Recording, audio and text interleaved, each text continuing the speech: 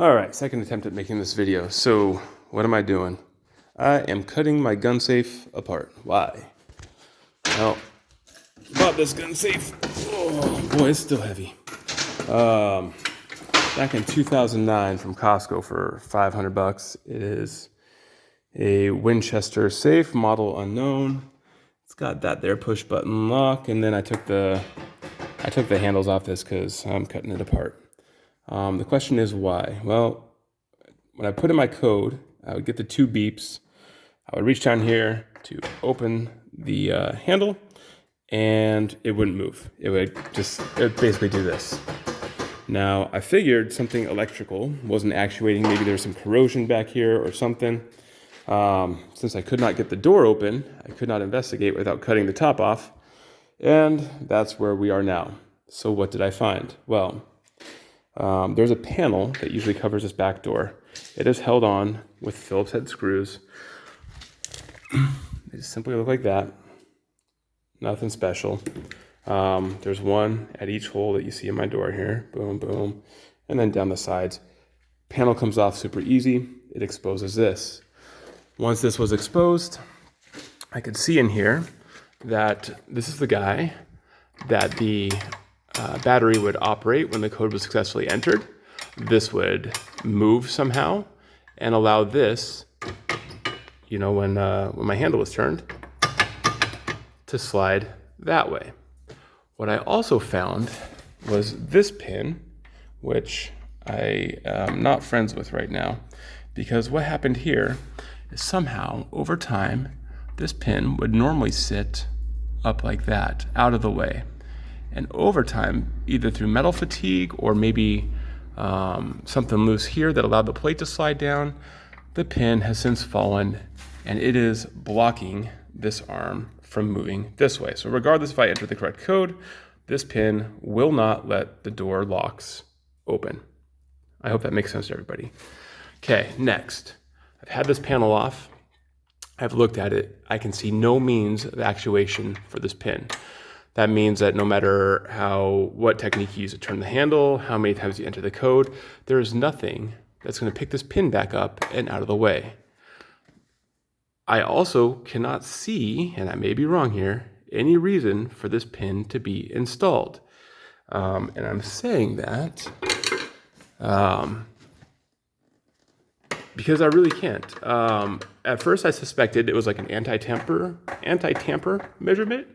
Maybe if somebody's trying to break into your safe, this pin falls down and they can't open it, which may very well be true. But in my case, see, there it goes. In my case, that is not what's happening, and I really can't think of a scenario where that would happen. So here it is in this exaggerated form. You can see I took off that plate, Phillips screwdriver, 2 screws, pin falls down. What would I do differently?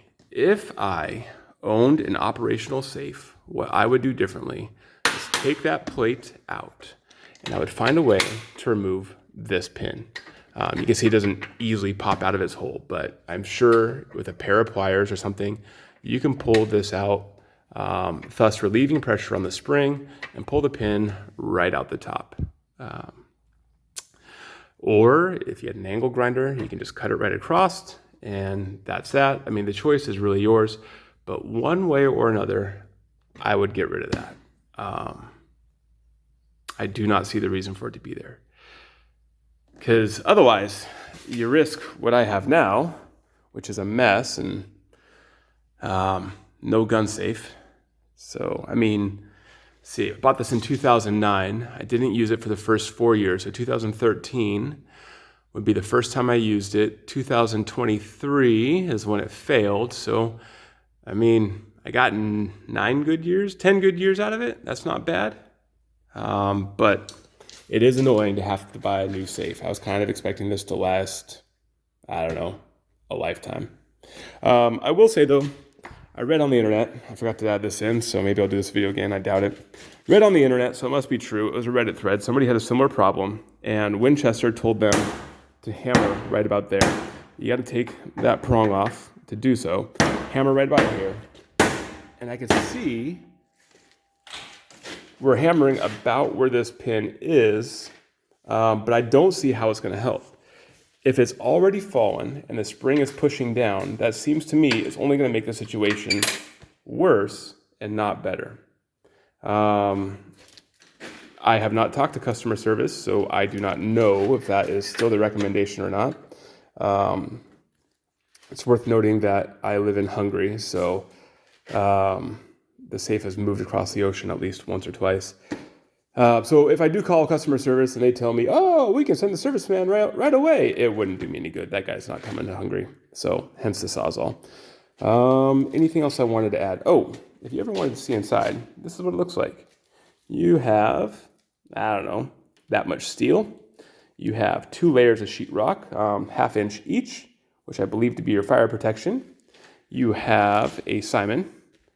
Yeah, and that's about it. I mean, this is what it looks like at the inside of your safe. I've always wanted to know that. Fire resistant for 30 minutes. There's my serial number. Hey.